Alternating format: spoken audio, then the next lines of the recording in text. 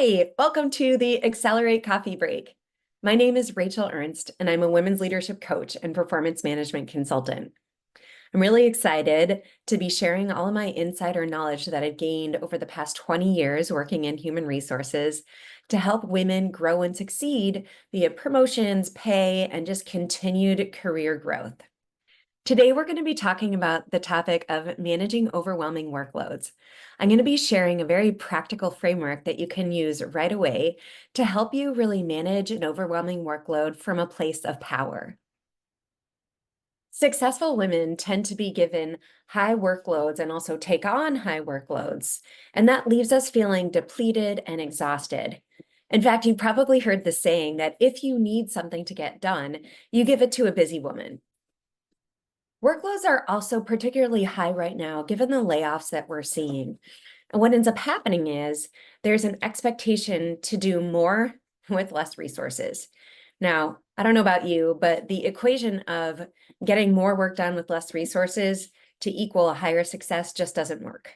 Whether you're asked to take on a new function, whether there has been layoffs and you have additional work that's been given to you, or you've been volunteered to take on additional work, all of these things are things that I've experienced and I've coached leaders through. I'm going to share with you a framework that both I have used and also have coached leaders to use to help best manage a workload so that you can really feel fulfilled and you also continue to have energy to be successful. The first step I want to share is to get a very clear understanding from your manager of what exactly the work is that they want you to take on, as well as getting alignment on how you're going to be evaluated and what the expectations are around this work.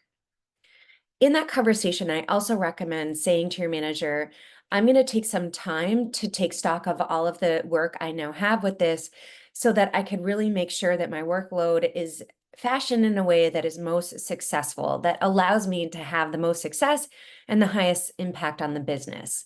I really recommend bringing it back to in a way that I can have the best impact on the business, because at the end of the day, the bottom line is what's most important. The next step, when you get back to your desk, or virtually when you return to your desk, I would recommend making a list of the largest categories of work that you now have, the current work, and then the additional work that you've been asked to take on. And then you're going to divide that work into categories, and the categories are based on business criticality. So take a really easy, simple framework of high, medium, low. So which pieces of your workload are highest business critical, medium business critical, and which ones are the lowest business critical? Once you've done that, my recommendation is to take a look at all of that work and think about how much work can really fit into about 80% of my job, mine and my team's job, and aligns with our strength. I do recommend leaving about 20% of open capacity because things continue to come up, as you know, on a regular basis, and you need to be able to flex a bit. So I would fill maximum 80% of your time, and also be thinking about, again, what work is best aligned with mine and my team's strengths. All right. So you have talked with your manager, you understand the expectations, you've gone back, you've put together your biggest categories of work, you've placed them into high, medium, low, business critical, and then you've thought about how much work you can take on to fit maximum 80% of your capacity aligned with your strengths. Now you're ready to put together a one-pager. In that one pager, you're going to say, here's the work that I am going to take on, or my team or I am able to take on based on this additional workload that you've asked for me to do. And you're going to put together this one pager so that you can share it in a conversation with your manager. The other thing you want to think about in that one pager is including any resources that you need to have, whether it's a budget or you need to have additional people. What is it that you're asking for in order to do the best job possible? You may ask for some, you might not get it, but you might as well put that out there. The last step here is reviewing that one pager with your manager in a one-on-one.